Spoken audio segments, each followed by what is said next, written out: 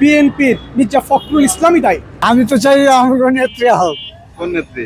আমি নেত্রী হোক। মঈন খানকে যদি রাষ্ট্রপতি হিসাবে দেওয়া হয় আমার মনে হয় ভালো হবে, কারণ আমাদের মেজর হাবিব ভাইকে আমি অন্তিমভাবে রাষ্ট্রপতি হিসেবে দেখতে চাই। তখন নাহিদরা আমাদেরকে বাধা দিয়েছিল। শাহাবুদ্দিন চুপ্পুর মতো এরকম রাষ্ট্রপতি যেন না হয়। বাংলাদেশের আগামী রাষ্ট্রপতি হিসেবে আমি একজন নিঃসন্তান মানুষকে চাই, যিনি বাংলাদেশের 18 কোটি মানুষকে তার সন্তান মনে করবে। আমি একজন দেশপ্রেমিককে চাই, যিনি বাংলাদেশের রাষ্ট্রকল্পকে তার নিজের রাষ্ট্রকল্প হিসেবে চিন্তা করবে এবং এটাকে প্রতিষ্ঠিত করার জন্য উনি আক্ষরিক অর্থে না বাস্তবিক অর্থে কাজ করবে। এই জন্য একজন মানুষকে আমি চাই। আর বর্তমান যে রাষ্ট্রপতির বিচার এনসিপি চাচ্ছেন, আমরা কিন্তু 5 আগস্টের পরে এই বঙ্গভবন অবরোধ করেছিলাম রাষ্ট্রপতিকে অপসারণের জন্য। তখন নাহিদরা আমাদেরকে বাধা দিয়েছিল, একাত্মতা প্রকাশ করেই নাই, তারা আমাদেরকে বাধা দিয়েছিল। এই বিএনপি আমাদেরকে বাধা দিয়েছিল, আমাদের কাছে আসেন নাই ওনারা। আমি তো বলবো এই রাষ্ট্রপতি আজকে এতদিন পর্যন্ত এই রাষ্ট্র ক্ষমতায় থাকার পেছনে বিএনপির মির্জা ফখরুল ইসলামই দায়ী। মির্জা ফখরুল ইসলাম, সেনাপ্রধান এবং এই রাষ্ট্রপতি মিলে আগের যে রাষ্ট্রকল্প ছিল, যে ফ্যাসিজম তন্ত্র ছিল, আওয়ামী তন্ত্র, ওইটাকে বহাল রেখেছেন। আমরা বিপ্লব করেছি, অভ্যর্থন করেছি, শুধু সরকার বদল হয়েছে, রাষ্ট্রের কোনো বদল হয় নাই, রাষ্ট্রের কোনো সংস্কার হয় নাই। আমরা রাষ্ট্রের সত্যিকার সংস্কার চাই। আমরা অভ্যর্থন করেছিলাম রাষ্ট্রের সংস্কারের জন্য, রাজনীতির সংস্কারের জন্য, কিন্তু আদতে কিছু হয় নাই। আমি মনে করি এর প্রধান প্রতিবন্ধক ছিল বিএনপি।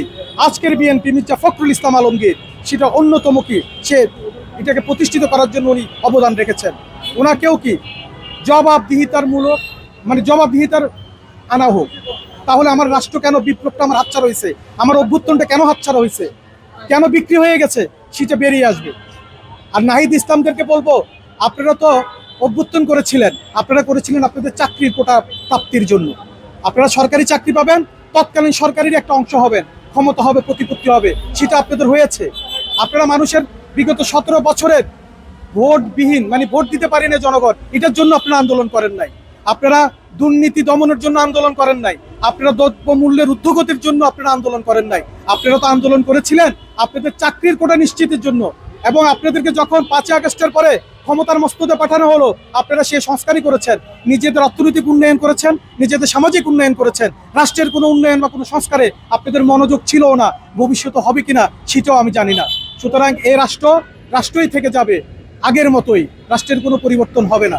কারণ আপনারা বারবার বিপ্লব হবে, অভ্যুত্থান হবে, কিন্তু সরকার পরিবর্তন হবে, কিন্তু রাষ্ট্রের কোনো পরিবর্তন হবে না। রাষ্ট্রের সাধারণ মানুষ, জনগণের কোনো উন্নয়ন হবে না, বা রাষ্ট্রের দুশ্চরিত্র রাজনীতিবিদদের কোনো সংস্কার হবে না, আমার নীতি নৈতিকতার কোনো উন্নয়ন হবে না, আমার রাজনৈতিক শিষ্টাচার ফিরে আসবে না। কারণ আমাদের মতো, আপনাদের মতো রাজনীতিবিদরা এই রাজনীতিকে লালন করছে, ধারণ করছে এবং প্রয়োগ করছে।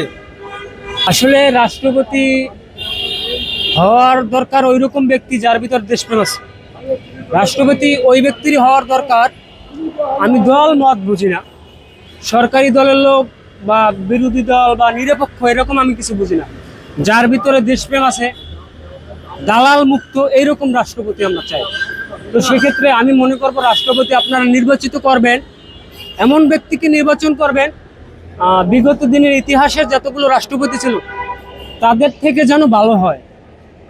তো অনেকজনের মতামত দিয়েছেন, আমার হিসাবে এদেরকে একজনও আমার কাছে পছন্দ নয়।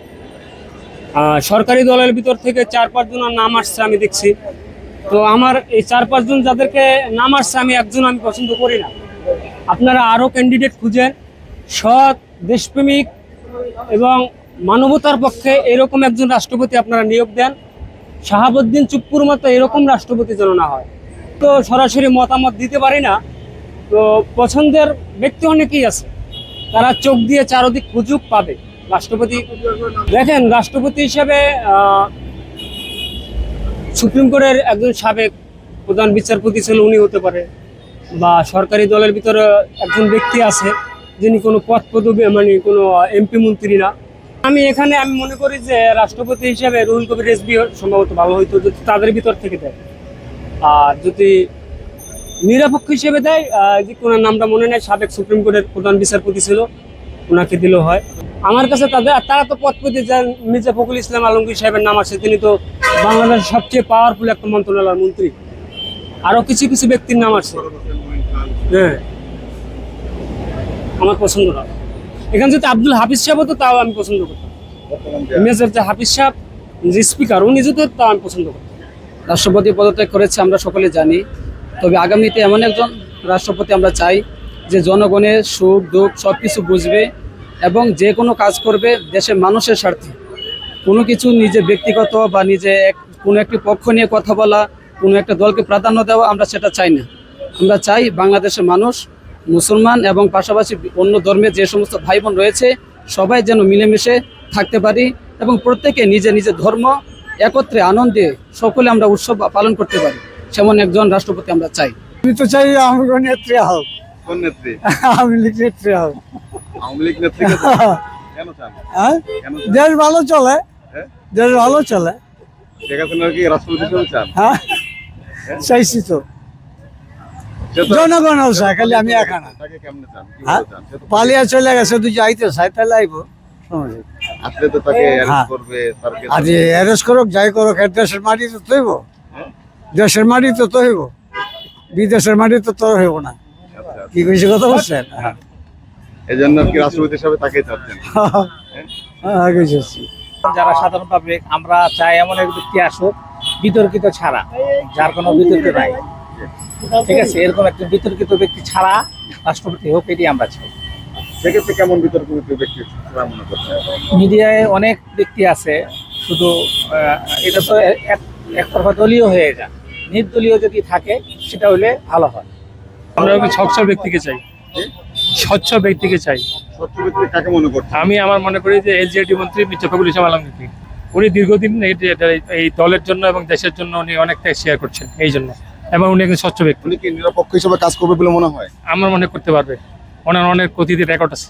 কেমন রেকর্ড আছে না? উনি ওনার কাছে দল মত সরাসরি সমান অধিকার, উনি সবাইকে অধিকার দিয়ে থাকেন। দেশপ্রেমিক রাষ্ট্রপতি চাই, দেশের উন্নয়নের জন্য যিনি কাজ করবেন তাকেই আমরা চাই। চিন্তা ভাবনা করে যে ইসলামী মাইন্ডেড থাকতে হবে, চিন্তা চেতনা থাকতে হবে, এবং এই দেশে যে মুসলিম রাষ্ট্র, এই মুসলিম রাষ্ট্রের আইন কানুন মানতে হবে।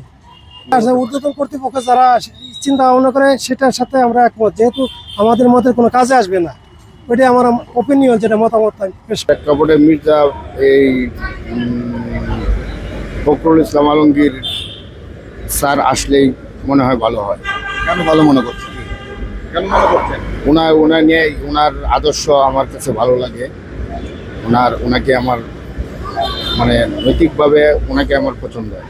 আসলে ফেসিস্ট স্বৈরাচারের আমলে শাহাবুদ্দিন চুক্কু বিদায় নিয়েছে, পদত্যাগ করেছে। এখন আমরা আসলে তাকে রাষ্ট্রপতি হিসেবে দেখতে চাই। বিএনপি জাতীয়তাবাদী দলের আসলে অনেক যোগ্য নেতা আছে, তার ভিতরে আমার মনে হয় অর্থাৎ মঈন খানকে যদি রাষ্ট্রপতি হিসাবে দেওয়া হয় আমার মনে হয় ভালো হবে। কারণ হলো ওনার ভিতরে কোয়ালিটি আছে এবং উনি দলপ্রেমিক, এবং ওনার ভিতরে যেভাবে দেশ পরিচালনা করার জন্য, রাষ্ট্রপতি হওয়ার জন্য যে মনোভাব যেটা দরকার সেটা কিন্তু মঈন খানের ভিতরে আছে। অতএব আগামী দিনে যদি খন্দকার মঈন খানকে রাষ্ট্রপতি হিসাবে ডক্টর মঈন খানকে যদি রাষ্ট্রপতি হিসাবে দেওয়া হয় তাইলে দেশের জন্য দশের জন্য ভালো হবে। কারণ হলো উনি ক্লিন ইমেজের মানুষ, ওনার কোনো ব্যাড রেকর্ড নাই, ওনার ভিতরে কোনো দুর্নীতি নাই, উনি খুব বিএনপির একজন ত্যাগী নেতা, খুব ভালো নেতা। অতএব তাকে যদি আগামী দিনে রাষ্ট্রপতি দেওয়া হয় মঈন খানকে, তাইলে দেশের জন্য ভালো হবে, দশের জন্য ভালো হবে, রাষ্ট্রের জন্য ভালো হবে। খন্দকার মোশাররফ এবং বিএনপির মহাসচিব আপনার ফখরুল ইসলাম আলমগীর, এদেরকে এক একজনের এক একটা চাওয়া থাকতে পারে, কিন্তু আসলে কিনিল এমএল যদি আমরা দেখতে হয় তাহলে কিন্তু আপনার এই ডক্টর মঈন খানকে আপনার দেখতে হবে। কারণ হলো ওনার কোনো বিতর্ক নাই এবং উনি দলের ভিতরে খুব ভালো ইমেজের একজন মানুষ, এবং তার নামে কোনো ক্লেম নাই, দুর্নাম নাই, বদনাম নাই। দলকে কিভাবে অর্থাৎ সংগঠিত করতে হবে সেটা কিন্তু উনি পারে। অতএব আগামী দিনে যদি আপনি এখানে অনেকেই আছে যোগ্য নেতা বিএনপির, সেখান থেকে যদি আপনার মঈন খানকে দেওয়া হয় তাইলে দেশের জন্য। মঈন খান কি নিরপেক্ষ হিসেবে কাজ করবে? হ্যাঁ, মঈন খান, আমি আশা করি মঈন খান সবার জন্য কাজ করবে, দেশের জন্য কাজ করবে, রাষ্ট্রের জন্য কাজ করবে। কারণ হলো ওনার ভিতরে কোনো বিতর্ক নাই, উনি বিতর্কিত আজ পর্যন্ত ওনার রাজনীতি, আমি যতদিন ওনাকে চিনি জানি, আমি ওনার ব্যক্তিগত ওনাকে আমি ওনার কর্মীও না, কিন্তু আমি দেশের জন্য বলতেছি, যে কারণ হলো ওনার ভিতরে কোনো বিতর্ক নাই, উনি কাউকে নিয়ে কখনো মন্তব্যও করে না, দেশের জন্য রাষ্ট্রের জন্য কথা বলবে এবং রাষ্ট্রের জন্য কথা বলবে, কাজ করবে। আর একটা জিনিস আপনি দেখবেন, দেশের রাষ্ট্রপতি অর্থাৎ সর্বোচ্চ স্থান যাকে দেওয়া হবে তাকে কিন্তু ওই ধরনেরই একজন যোগ্য নেতা তাকে দিতে হবে, এবং তার কাছ থেকে আমরা কি আশা করি, অর্থাৎ রাষ্ট্রের প্রধান যিনি, সে রাষ্ট্রকে ভালো নেতৃত্ব দেবে। আমরা যারা রাষ্ট্রের অর্থাৎ এই সাধারণ জনগণ আছি, জনতা আছি, তাদের জন্য রাষ্ট্রপতি কাজ করবে, এটাই তো আমাদের চাওয়া।